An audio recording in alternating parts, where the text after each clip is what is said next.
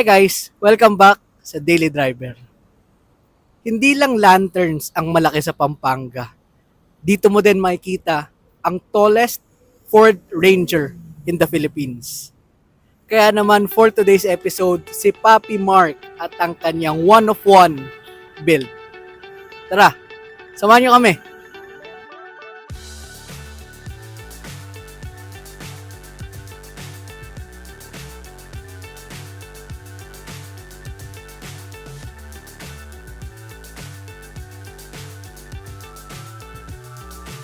Hello, I'm Mark Levinson and this is my Ford Ranger 2016 model Wild Track.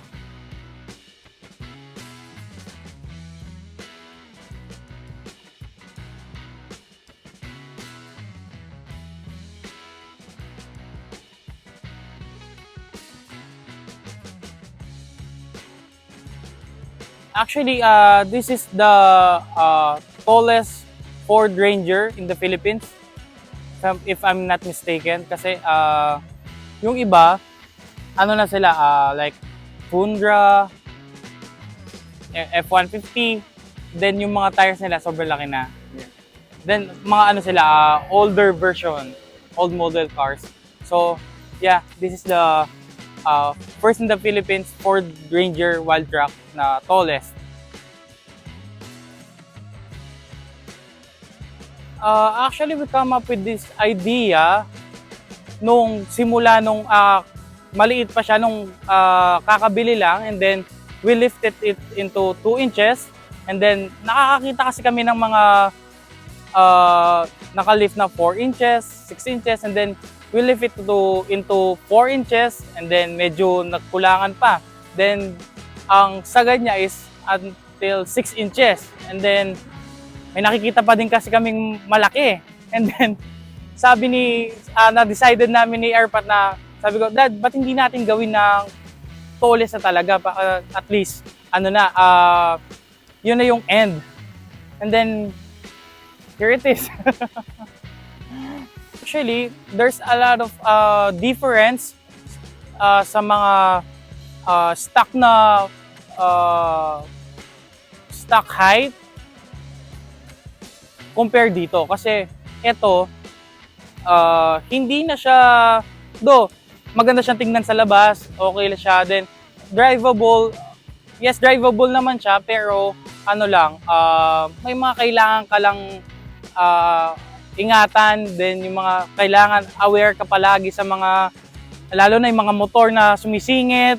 Madaming ganun di ba?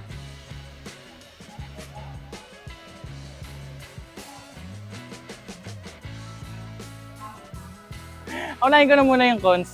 Okay. Cons naman, medyo kung hindi mo palagi siyang dinadrive, or first time mo siyang dinadrive, hindi mo siya kayang i-drive sa daan. Kasi yung mga tinatansya mong lane, kasi ito saktuhan lang sa lane sa one lane niya, sakto lang siya. Hindi naman siya lumalabas sa single lane. Sakto lang siya, and then tapos yun nga yung mga cons niya, na kung hindi ka aware sa mga side mirrors, sa camera, madami kang tatamaan. Tapos fronts naman, fronts niya yan, pogi siya. Madali siyang makita sa mga comments, sa Facebook. Yan din yung palaging tinatanong. Yan yung almost nakikita ko paano umaakit daw dito sa Ranger. Usually kapag nasa labas naman ako, may kasama ako, may dala kaming ladder. Saka hindi lang naman palagi na, nakakaya naman kasi yung palagi aakyat sa tires. Tsaka yung mga tires ko, yung mga mags ko kasi minsan, nagpi-fade sa kakaakyat. Pero kapag nasa dito lang, kahit sa tires lang umaakyat ako.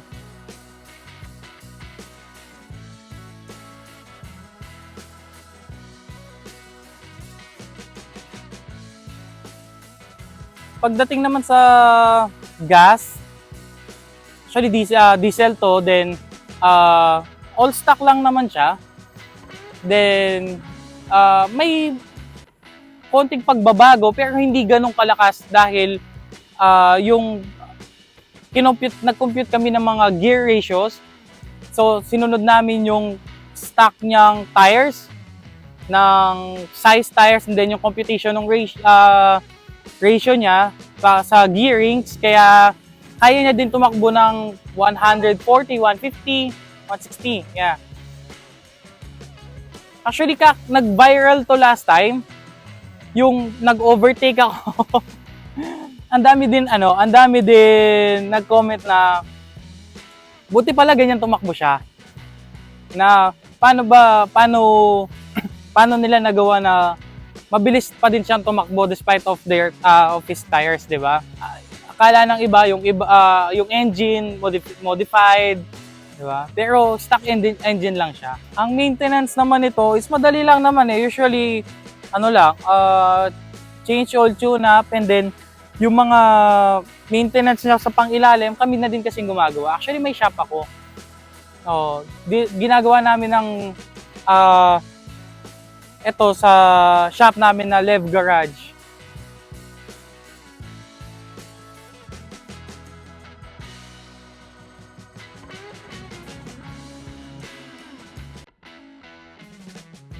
Actually, ang unang gumawa nito, kami ni Monster Works, Raymond Rivera ng C5 sa C5 extension, Cavite ba yan? Cavite na. Pinupuntahan din namin talaga din siya doon. Sa kami unang lumapit na paano i-build yung ganitong idea ng ganitong build. Tapos sinabi niya na sige, boss, gawa tayo gumawa tayo ng concept sa katulad ng Monster Jam, yung sa mga monster truck sa US.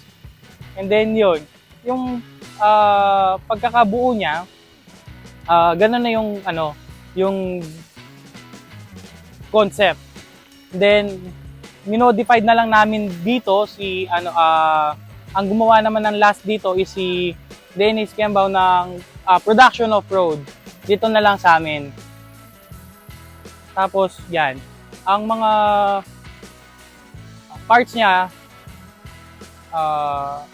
halos US talaga. Yung Racetech, Fox, yan. Sa US na namin kinuha. Pati yung transfer case. Yan. Actually, ito yung talagang nagda-drive sa buong sasakyan. Yung SCL. Tapos ito, mga fabrication na lang to. Fabricated na lang. Yes. Fabricated na lang namin.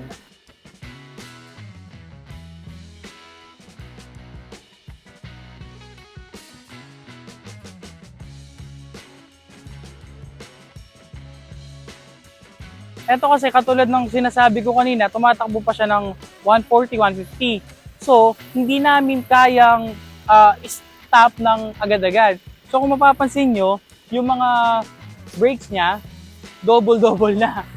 Bali, 2, 4, 6, 8. 8 na caliper sila, yes. Sa lahat.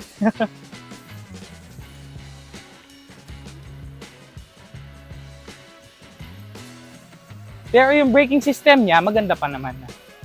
Dahil nga, nagdadalawa silang caliper. And then, magkakabit pa kami dito ng sa pang-caliper. Non-stop siya, hindi pa tapos yung pagbibuild namin eh. Nag-iisip pa kami ng mga idea kung ano pa pwedeng kabit. Magpapalit pa kami ng gulong na 54 inches actually. Mas malaki. Yung katulad na sa Davao, yes, Monster na talaga. Kaso yun, pang show lang talaga. Hindi na siya roadworthy.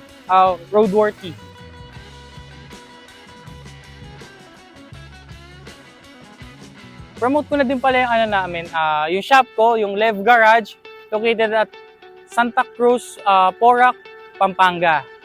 We do paint job, mechanical, and then kung gusto nyo pa-build ng kahit ganito, message me na lang, Mark Levinson sa Facebook.